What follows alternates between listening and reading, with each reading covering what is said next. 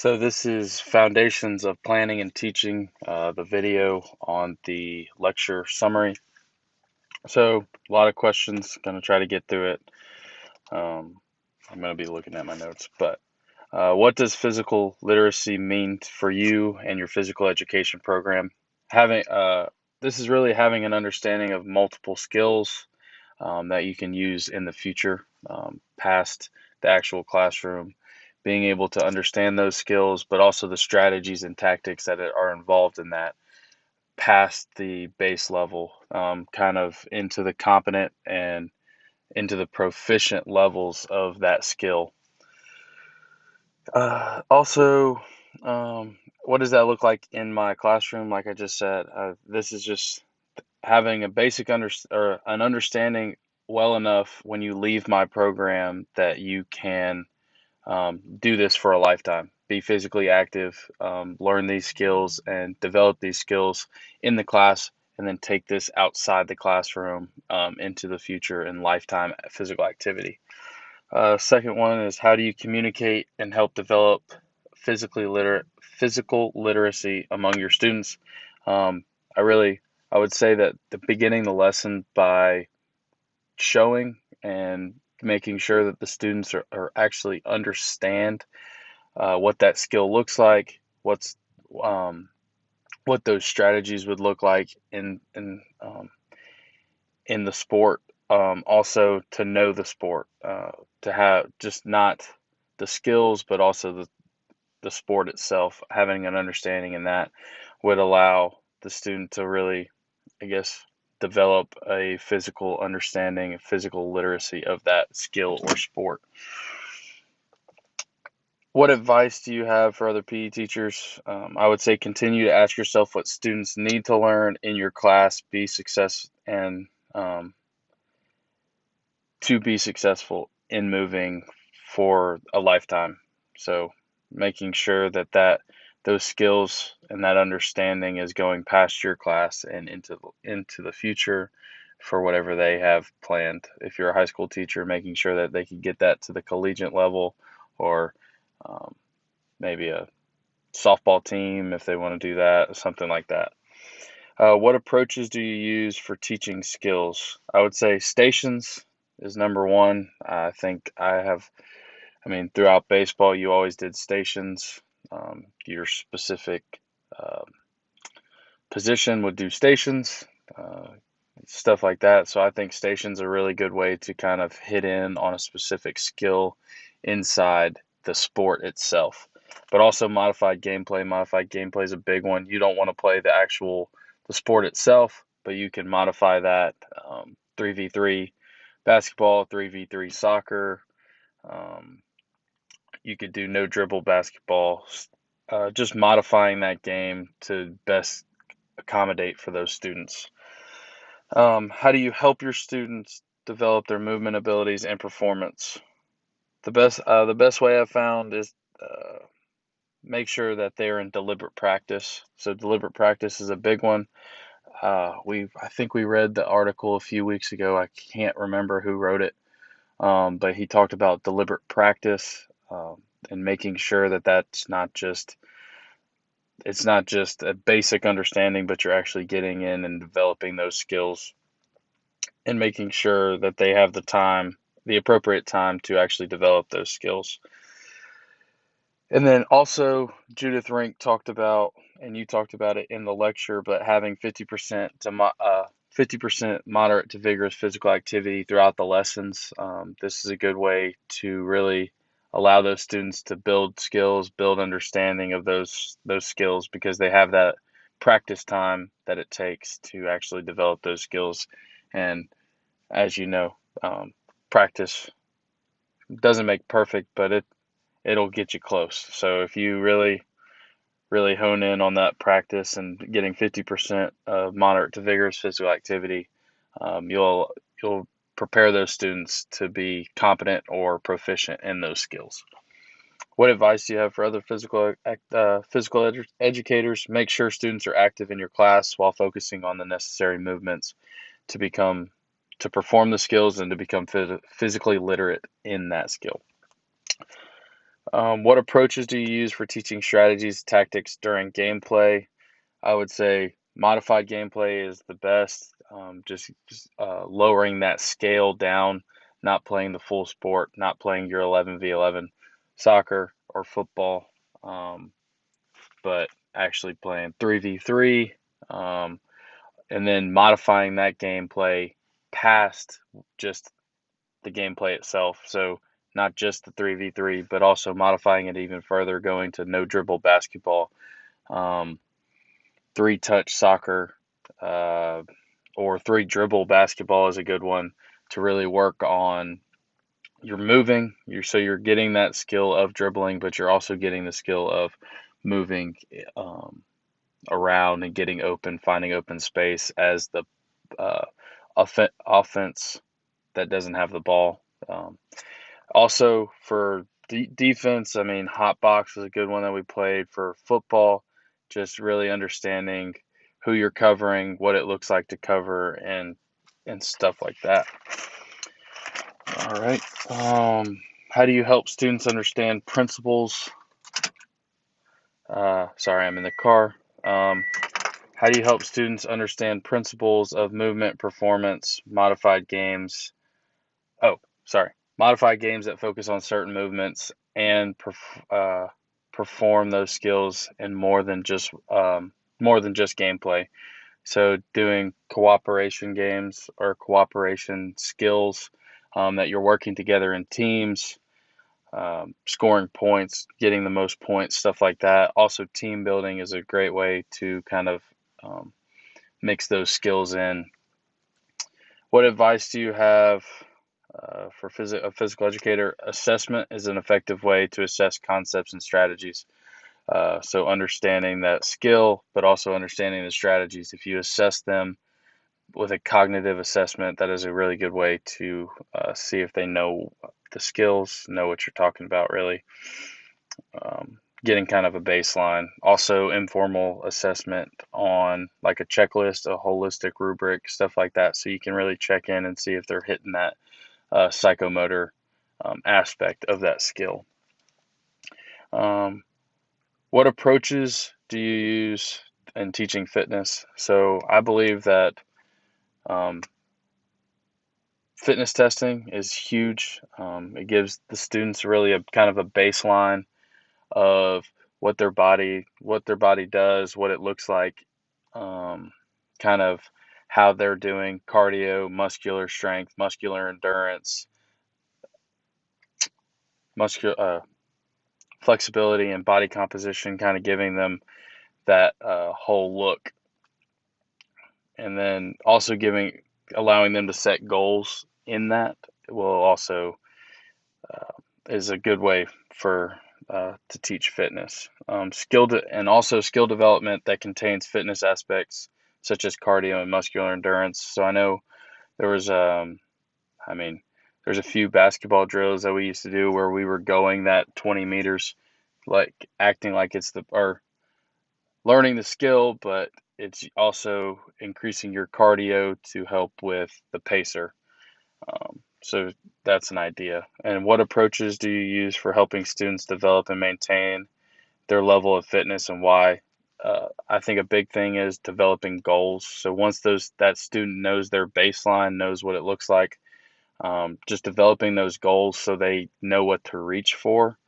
A lot of students don't really have physical goals, so if you're able to do that in your physical education class, that's just something that they can work towards that could really help them in the future being a physically literate and physically active for a lifetime. Let's see. Also show the students the effects of physical activity and being physically active for a lifetime. So kind of show them what it looks like. Also, you could show the effects of not of what it does, what it would be like if they didn't or they weren't physically active. I know we don't like to be negative, but you have to be realistic in your teaching and kind of let them know that this could happen or this could happen. Just both sides of that. So, what advice do you have for other physical educators? I would say try to make fitness fun. Not all your students are going to like it. but if you can make it as fun as you can, that's really the best way to kind of hit on it. Make it where they don't think that they're actually doing fitness, but they are. What approaches do you use to foster personal and social responsibility? I would say one thing that I used to do is uh, a lot of team bonding kind of stuff. Not that they're really considered a team since it's physical education, but kind of getting them into teams where they have a responsibility to communicate with each other, be effective in their relationships with each other. Something like that would really be able to um, develop those responsibilities. Also, giving feedback to each other, I think that's a really big thing. A lot of students don't really know how to take feedback, but if a peer is giving it to them, they're more likely to take what they say and kind of use that, because if that student can see it, then that's probably something that they should work on. If a teacher says it, it's more likely to go in one ear and go out the other kind of thing. So having that peer assessment and feedback kind of really helps with the skill itself, but also engaging in personal and social responsibilities and understanding that that person is just there to help you. How do you hold your students accountable in their behaviors in their behavior? One thing that we did in my practicum was we would play some games, and then one of the effects of like bad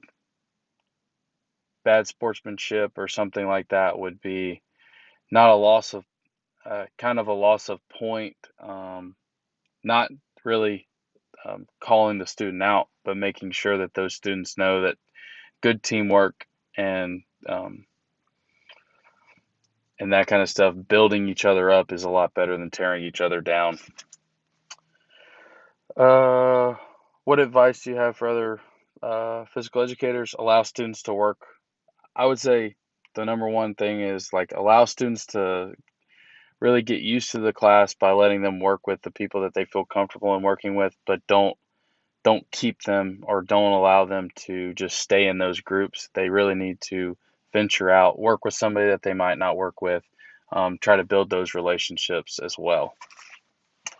How do you learn what your students value about physical activity? I would say surveys is a good thing. Kind of the in the class surveys, class evaluations, that kind of stuff. Needs assessment will also allow you to see what your students value in physical activity, physical education.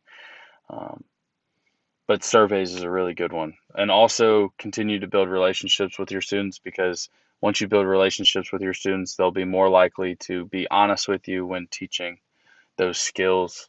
Um, they'll tell you if they like it or not, or that kind of thing.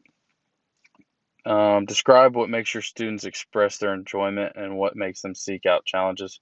So really, when I was thinking about this, something that makes my students express their enjoyment is really to kind of exceed or overcome, succeed in that challenge that I give them, um, but also encourage the students to get out of their comfort zone is a really big way to challenge them, um, to make them seek out challenge, kind of get them out of their comfort zone in that way. What advice do you have for other physical educators? I would say challenge the students, but also make sure to encourage and engage with the students that that skill might be tough for them. Make sure that you don't leave them out just because the other students are doing so much and going further in that skill. Make sure that you're also encouraging and engaging with the lower skilled students and giving them the feedback that they need to be more successful. How do you select your units for of instruction for your program and why? I would say needs assessment is a big one. When I was doing EdTPA, the needs assessment that I got from the teacher that was there since I will be a new teacher, needs assessment would be a good one because I can kind of dive into the brain of the physical education teachers that are there, if they're there when I'm teaching, kind of understanding what it looks like, what it looks like at the lower level if I was teaching middle school, what it looks like, what they were learning in elementary, but also understanding how in depth they'll go in high school is also a good way to kind of select the unit of instruction, because when you're looking at it, you don't want to jump into something really complicated for the students if they didn't learn much or learn what they needed to in the elementary school setting. You don't want to just jump into um, Gabe stage 2 or combination of skills if they haven't learned those skills individually. What are the steps you take and what factors do you consider when planning units? So again, I would say what they learned before and what they're going to learn prior to my class kind of plays a big role in what I will teach them. I'm going to really teach the curriculum, but you can't overstep the students' skills while they're in your class, or uh, really while they're in your or before they learned or what they learned before they got to your class. Also, time of year is a big thing, and what's really being played on TV in high school, like at the high school level, um, in, in that time of year, because a lot of students, especially in middle school, will go watch those high school games, will go watch the collegiate games. So if you're doing a sport that kind of has to do with those sports that are being played, students are really likely and more likely to kind of interact and find enjoyment in those sports, I feel like. Also, weather's a big one. In Georgia, you never know when it's going to rain. So weather, you don't want to have a flag football unit when you know it's going to be cold outside or raining most of the time, um, stuff like that. And then, so what advice do you have for physical educators? I would say don't limit yourself to the skills that you're comfortable with. Really reach out and find out what the students are interested in. And if you don't know that skill or you're not comfortable in teaching that skill, then learn. As a physical education teacher, you're always learning, you're always developing those skills past what you know right now. How can physical educators best advocate for themselves and the profession? I would say assessment is a big one. Assessment allows you to advocate to your principals, to your assistant principals, kind of showing them, look, this is how my students are developing when they leave my classroom. This is what it looks like before they get in my classroom and what it looks like after, and kind of showing them that development in those students. Also, what makes physical education important? Having like a community night where you kind of just go over a little. Also, CSPAP is a big one. CSPAP will allow you to advocate for your profession, and as a physical education teacher, that should be an important part of your physical education program is that CSPAP model. Then, how do you stay current as the field of physical education? I know you told me not to talk about the masters, but the masters is one way. Also, reading articles. Jopert is a big one. I know Dr. Hydorn, Dr. Mosier have written in that, and I've read those articles. Also, following up on the textbooks that I bought in undergrad. Those are always not really a fun read, but they're pretty interesting when you're interested in this career. So just getting a better understanding of what the research says, what data shows. Biometrics is a big one. Uh, if you can understand that, you got a really good understanding of what physical education will look like, and will allow or will have that ability to teach that to your students. So, what advice do you have for the physical educators? I would say, um, I would my main thing is never settle. So don't settle for what you might know or what you think you know. There's always more to learn. There's always um, something that you can do to better yourself. And um, I would say that as a physical education teacher, I will never go a year without going to the Georgia AFER meetings in Athens. I think that's a really good skill development in the profession of physical education, as well as a good way to kind of stay current in what physical education holds. So, yes.